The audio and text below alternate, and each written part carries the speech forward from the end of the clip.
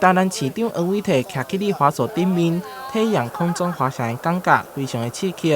连议员陈义珍也来体验。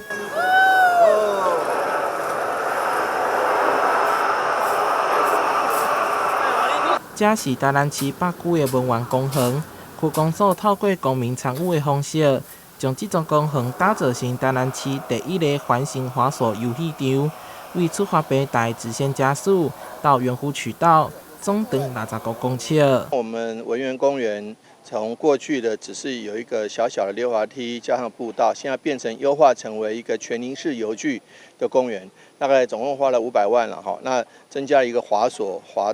道。还有这边上面的遮阴，为着确保大小朋友生了欢喜，台南市长黄伟綽甲一位议员特别来到公园督促相关单位，确保游具的安全性。根据了解，这个滑轨器材只开放予6岁以上的小朋友，无超过100公斤，而且也有一些防护措施，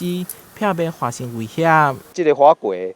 特别含人无共款的呢，就是溜落去，伊就是坐一轮转来吼，唔免搁人搁甲说搁溜落转来。所以讲来到遮，咱只要来好好遵守着咱这个